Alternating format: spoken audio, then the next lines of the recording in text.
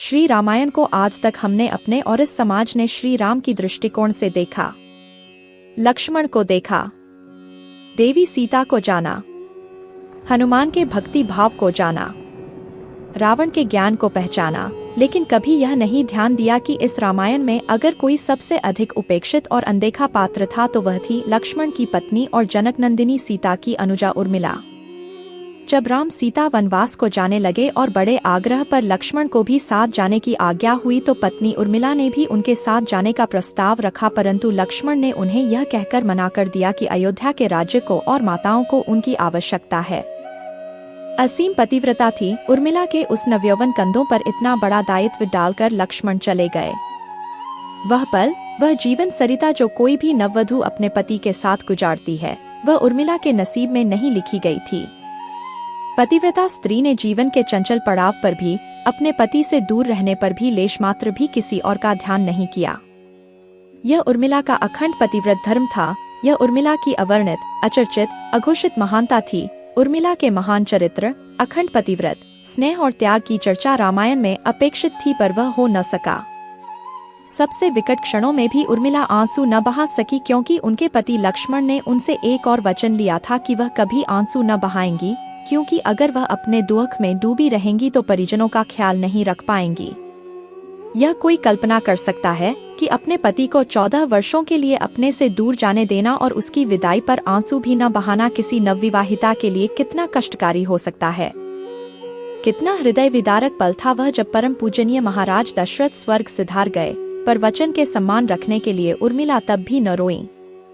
पति के लिए पिता को किया इनकार महाराज जनक अपनी पुत्री को मायके अर्थात मिथिला ले जाना चाहते थे, ताकि मां और सखियों के सानिध्य में उर्मिला का पति वियोग का दुख कुछ कम हो सके, परंतु उर्मिला ने मिथिला जाने से सादर इनकार कर दिया, यह कहते हुए कि अब पति के परिजनों के साथ रहना और दुख में उनका साथ न छोड़ना ही अब उसका धर्म है।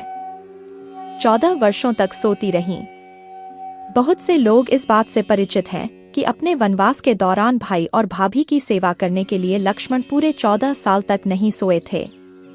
उनके स्थान पर उनकी पत्नी उर्मिला दिन और रात सोती रहीं।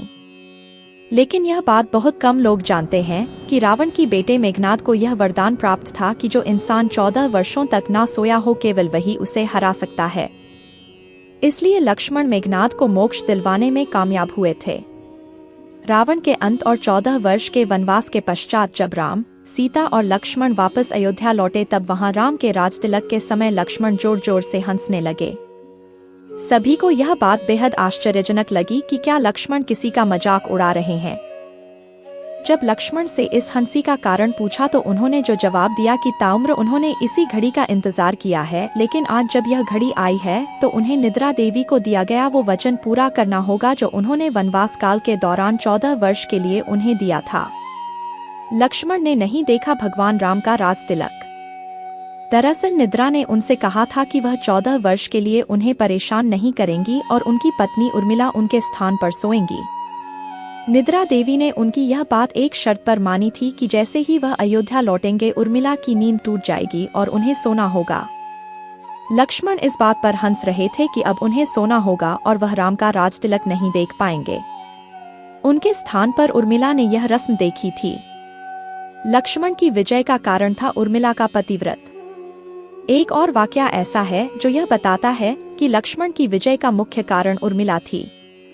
मेघनाद के वध के बाद उनका शव राम जी के खेमे में था। जब मेघनाद की पत्नी सुलोचना उसे लेने आई, पति का छिन्न शीश देखते ही सुलोचना का हृदय अत्यधिक द्रवित हो गया। उसकी आंखें बरसने लगीं। रोते रोते उसने पास खड़े लक्ष्मण की ओर देखा और कहा, सुमित्रा नंदन, तुम भूलकर भी गर्व मत करना कि मेघनाद का वध मैंने किया है। मेघनाद को धराशायी करने की शक्ति विश्व में किसी के पास नहीं थी। यह तो 2 पतिव्रता नारियों का भाग्य था।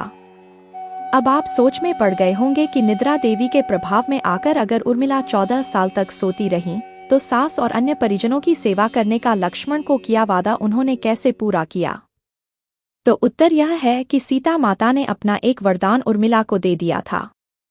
उस वरदान के अनुसार उर्मिला एक साथ 3 कार्य कर सकती थीं।